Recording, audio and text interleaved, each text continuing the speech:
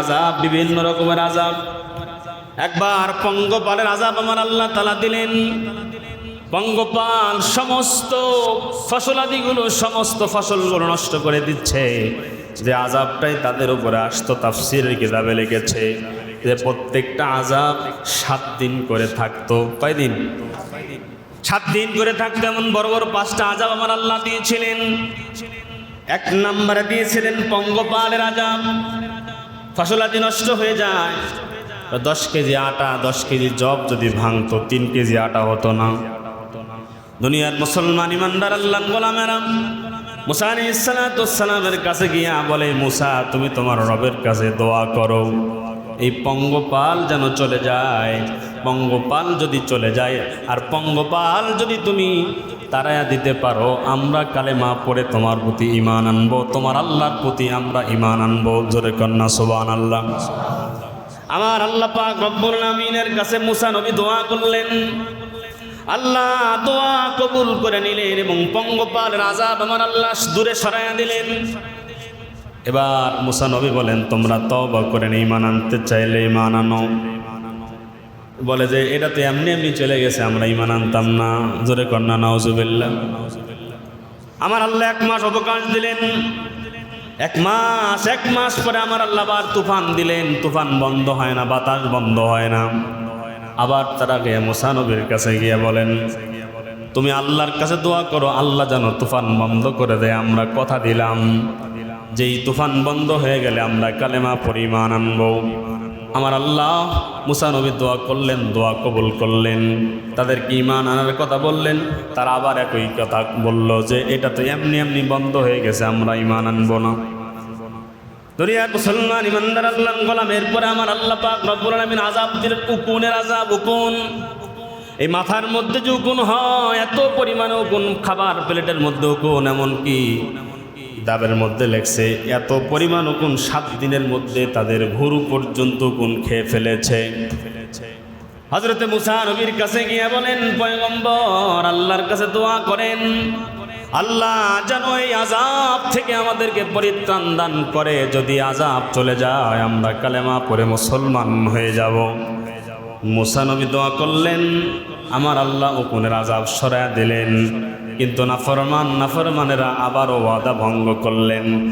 কারণ কি? আল্লাহ পাক রব্বুল আলামিন বলেন, ফাসতাকবারু ওয়া কানু কওমান মুজরিমিন।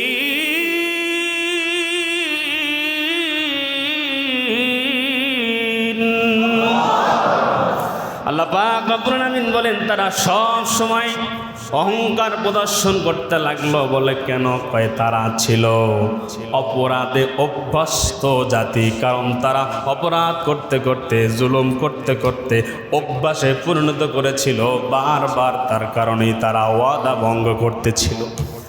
দুনিয়ার মুসলমান ইমানদার আল্লাহর গোলামেরা, এরপরে আমার আল্লাহ আবার 1 মাস অবকাশ দিলেন। 1 মাস পর আবার তাদের মধ্যে আযাব চলে আসলো, ব্যাঙের আযাব। যেখানে যায় সেখানে ব্যাঙ লাফায়, খাইতে বসে ব্যাঙ লাফায়, ঘুমাইতে যায় ব্যাঙ লাফায়।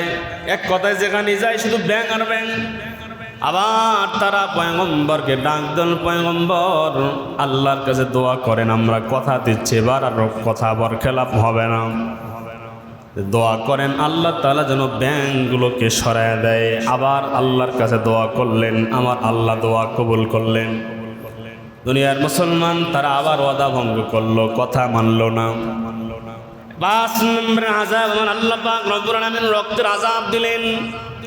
পানি পান করতে যায়, পানি রক্ত হয়ে যায়। খাবার খাইতে যায়, রক্ত হয়ে যায়।